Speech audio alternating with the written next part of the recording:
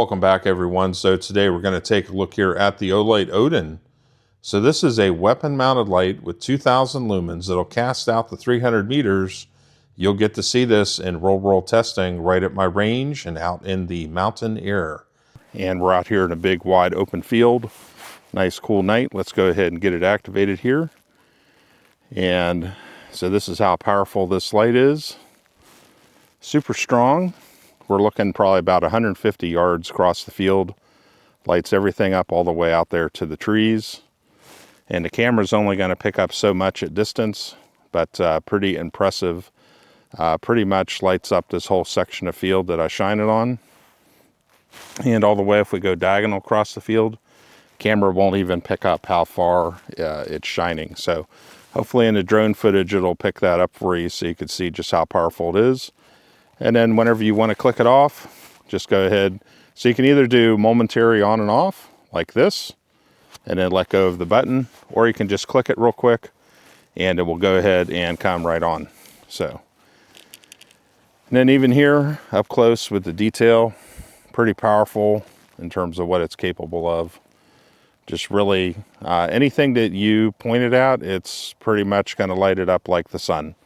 So this whole field here pretty much takes away anything that's in the field here that you want to make it look like day. It's pretty much going to happen with this light. So in the box, first thing, the most important thing is our light here. And so the good thing with this, it's not excessively heavy at all. And also too, I'm guessing maybe about 5 to 6 inches or so, not excessively wide either. So it's good to, again, if you're going to be mounting it on a carbine or something, you don't want something that's too wide or too bulky or anything like that. Now there's two different options you're going to have to activate the light. One of which is that you can leave the remote tail switch off and you can simply activate it using the tail cap here. So a very light press on it will just give you the low mode there. So if you press on it too hard, like I did there, it'll give you the high mode. But the low mode with 300 lumens, just a very light touch right there. And so if you want to have this set up to where you just want to activate it by pressing on the end of it, you certainly can do that. And then the other thing too is you can do a momentary on and off as well. So that's a cool thing with that. So, you can basically set it up on the end of your carbine to where you can thumb activate it or whatever finger, however you want to do it really, to set it up to work that way. And then we do have our remote switch here. And so this has basically a place where it can slide on to a Picatinny rail. And then this attaches and locks into the tail cap. And so to activate it, it's just going to be basically pressing this right here with one of your fingers to go ahead and activate the light. Now, keep in mind with this, if you do use this, the low mode will not be available. It's simply going to default to the main high mode, right out the gate. So just be aware of that.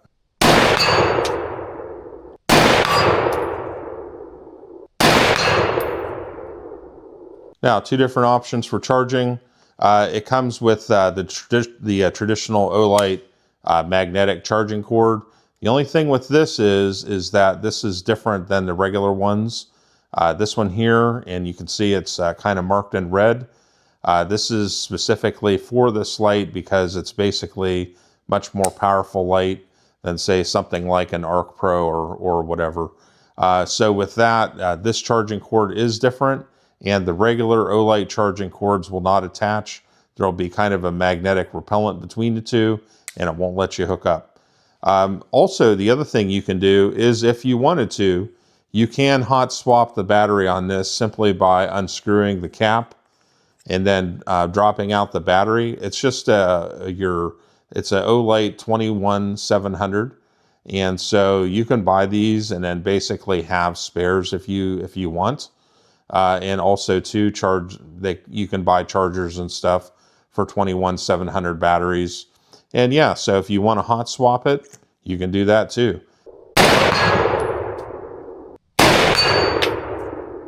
Now, what you're going to be attaching to is any piece of Picatinny rail which is pretty much very common these days. And also too, again, you have options in terms of what you can do in terms of how you want to set this up.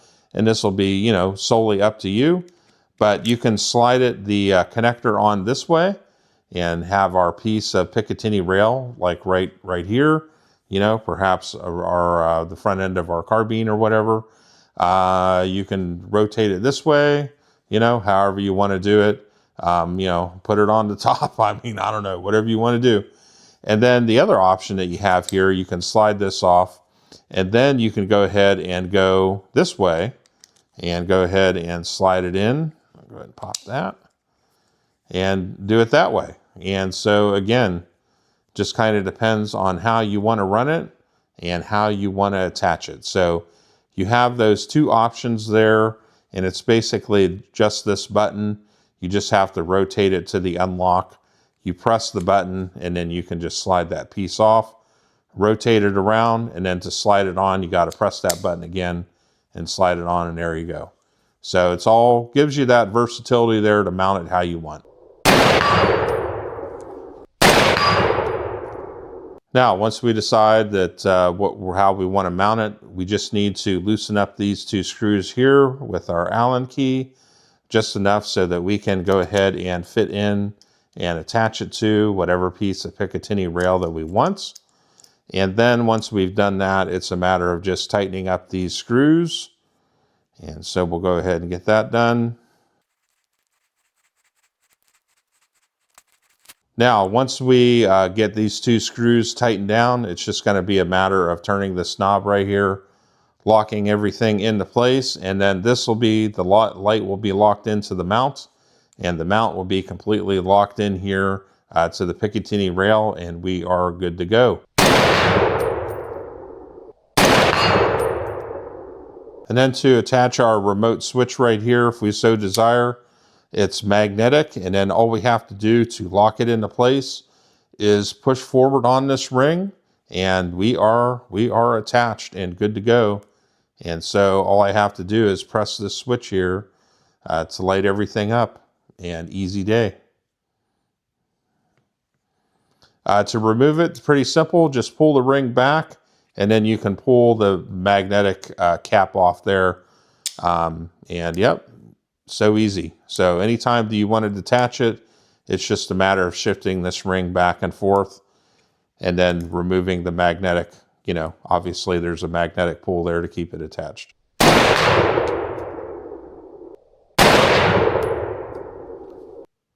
Now, folks, I hadn't shot this one for a while, the SIG 716. So because it had a quad rail, I figured that was all nice and convenient to go ahead and test this out. So that's what we ended up doing, and it worked out great. So you know, if I was going to use this permanently on here, I might switch it around. I'm not quite sure. I went ahead and mounted it on the right side. That ended up working fine. And then I put the pressure pad here on the left side, and the pressure pad there just kind of, you have to kind of like kind of work it in to get it to seat there. So it just takes a little bit of maneuvering. And I actually just took a little rubber mallet and just kind of tapped it in there. And that seemed to work pretty good to go ahead and attach it to the piece of rail over on this side. So everything ended up working out pretty good with that. So folks, in the end, what do we think about our Odin? Well, hopefully the footage should convey that this does cast a heck of a lot of light out there. And that's why I got the drone out and learned how to fly the drone at night. Because a lot of times the cameras themselves, like right next to you, when you're doing a flashlight video or whatever, it's harder to really pick up at distance just how good the light is compared to what your human eyes see. So hopefully the drone kind of helped with that so you can see what that kind of looks like and what to expect.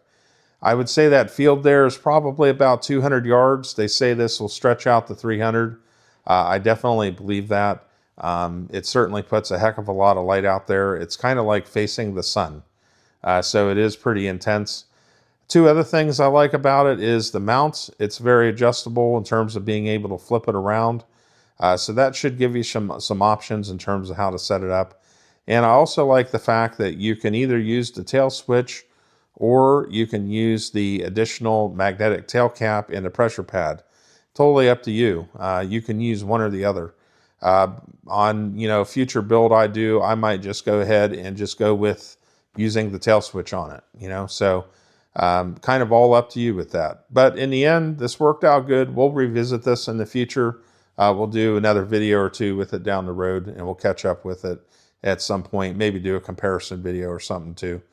So anyways, folks, hope you enjoyed this video, and we'll see y'all for the next one.